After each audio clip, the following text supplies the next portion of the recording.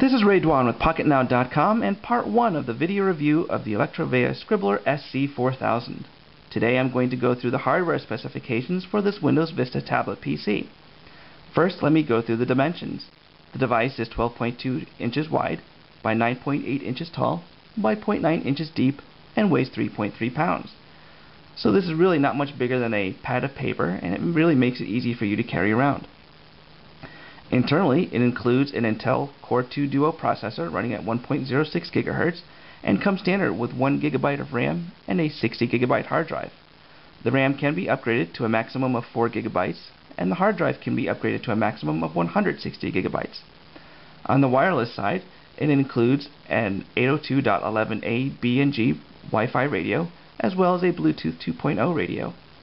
The only thing I didn't like about the Bluetooth on the device was that the drivers do not include an 82p driver.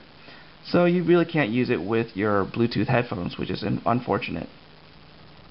Also included is a 45 watt-hour battery, which can be upgraded to a larger capacity 70 watt-hour battery for longer usage times. On the front of the device, we have a 12.1 inch XGA panel that has an anti-glare coating, as well as a Wacom digitizer. So what this digitizer means is, in order to navigate through the tablet PC, you have to use the included tablet pen here. So to navigate here, you just tap on the screen, like you saw I brought the screen back on, or if you want to go through your start menu, you just use the pen here. Using a digitizer has some advantages and some disadvantages. One is because it only recognizes the pen. If I rest my hand on the screen here, it won't recognize my hand touching it, and therefore won't interfere with anything that I'm doing. But at the same time, if you lose your pen, you can't navigate through your device. Nor if you decide you don't want to use the pen, you just want to leave it in its little silo and just quickly access things on the screen. You can't do that. It would have been nice if Electrovea had included both a touchscreen and a digitizer here, something that HP I've seen done on their consumer tablets. The other nice thing about this digitizer is it's pressure sensitive. So for you Photoshop users who are familiar with Wacom's other pen and tablet combos, you can use it to edit your photos or create any images in Photoshop with ease, and actually with some fun there. So that's a nice little touch. If we look around the screen, you can see it's got this nice black bezeling, and the screen itself is just very smooth to the touch. The one thing I didn't like is when you rest your hands on the screen, sometimes you do pick up the fingerprints. But what's nice is Electrovea included a microfiber cloth, so you could actually wipe the screen down to get rid of the fingerprints. Around the black bezel, or actually embedded in the black bezel, there's a lot of indicators and switches and buttons and things that I'm going to go through right now. The first are these three little lights at the top here. The first is actually your battery charge indicator light. You also have a Wi-Fi on-off light, as well as your hard drive running indicator. In the center of the top device here, we have a 1.3 megapixel webcam. Then we have on the left and right here your stereo speakers, as well as a microphone across the bottom, which can be used to use your speech recognition software, or it can be used in conjunction with the webcam to do web conferences, web calls, etc. On the right side of the device here, there's actually 4 little orange icons that you can't see. At first I didn't know what they did, but if you actually double tap the first one, they actually light up, and they're actually quick shortcut keys for certain functionalities. The first icon lets you rotate the screen quickly without having to go through your settings. This is pretty nice. So again, like I said, it's quick, it's easy, but the only problem is it only rotates in a counterclockwise direction, instead of letting you go clockwise, so you can go back and forth in either direction. So if you go from portrait to landscape, to get back to portrait, you have to rotate the full 360 degrees, and vice versa. If you're in landscape and decide you want to go back to portrait want to go back to landscape. The second icon is a quick access key to the Windows Mobility Center. This is included with most tablet PCs, actually all tablet PCs, and it's just quick access to information like brightness, volume, Wi-Fi status, battery, etc.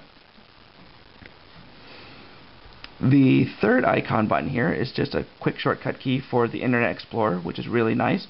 so you don't have to go through the start, use your pen to access your browser. And the last item we have here is a shortcut key for the Control-Alternate-Delete. So it just gets you quickly to the task manager, or if you want to lock your tablet up, you can just access it quickly here. The other thing I didn't like about these little icon buttons here was, one, they are lit, so that's nice, but at the same time, because they're flush with the screen, you can't really feel for them. You don't know where they are exactly, especially in dimly lit rooms or in a dark room. What would have been nice if Electrovea had put a little dot or a protrusion next to the icon so that you could feel around and quickly, just intuitively, just feel for those things. That would have been nice on a usability standpoint. If you notice here on the device, I actually have it propped up. It's propped up by this little stand that it comes with. It's a very lightweight stand, weighs practically nothing, and it actually compacts to this nice little size here. So let me go back to the device and let's go through the other aspects of it. Across the bottom here, you'll see that it's pretty clean. There's nothing on it except just this little silo here for your tablet. Now, it would have been nice. This little silo is nice, but the problem I have with it is it's kind of difficult to get the pen out. As you see, I kind of struggle with it. What would have been really nice is if it was spring-loaded or something of the sort, or just made it a little easier to get your pen in and out. Moving on to the left side of the device, we see a lot of inputs and switches here. The first is a jog dial. So this is nice for scrolling through your web pages or any Word or Excel documents. You just scroll up or down. And pushing in is just a selection key. We also have the on-off switch as well as the Wi-Fi on-off switch. Also have your headphone jack, your microphone jack, a VGA output for external displays or projectors, 2 USB 2.0 ports, as well as an Ethernet port. Moving to the top here, we have a PC Express card slot here. So if you have a wireless data plan with Verizon, AT&T, Sprint, you can just get a card and just plug it right in, and you can access your internet or your email without having to use the Wi-Fi radio. So it really gives you just anywhere access to the internet. And right next to it, we have the DC port in for your AC adapter. We also have here a vent here for the fan to keep the device cool, as well as a fingerprint reader, which works really nicely. It lets you log into this Windows Vista every time you start it up, or you can set it up to remember your logins for various websites. And you have just the little key lock here so that you can secure your device when you're at your desk. On the right side here, again, it's clean just like the bottom, and all we have here is just a switch for the battery. And if we go to the back here, this whole thing right here is the battery. Here I'm presuming it's just the memory slot, and this probably is the hard drive slot. You're also going to notice it's got a port replicator here, so that's really nice. One's not available yet, but we can assume that Electrovea will come out with one pretty shortly. So let's talk about some things I didn't like about this device here. One, like I mentioned earlier, was just these little icons here. You can't really feel for them. They're kind of flush with the screen. It also would have been nice if there were additional hardware buttons, things like a volume up, down toggle, as well as just some additional buttons where you can access things quickly on the device. You're really dependent on just using your screen, which, again, is a nice thing. It makes it small, but from a usability standpoint, I would have liked something, just some additional buttons here just to use. Again, like I said, I didn't really like the stylus silo. It's just really difficult to use, and otherwise, it's just a nice little slate tablet PC here. Again, I don't know if you can see it here. You can see some of the fingerprints that I had on here, but again, they included a microfiber cloth just to clean the device.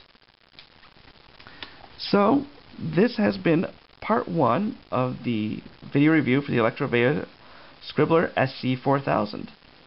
Keep a lookout on Pocketnow.com with the next review, which will be the software that has been included with this device.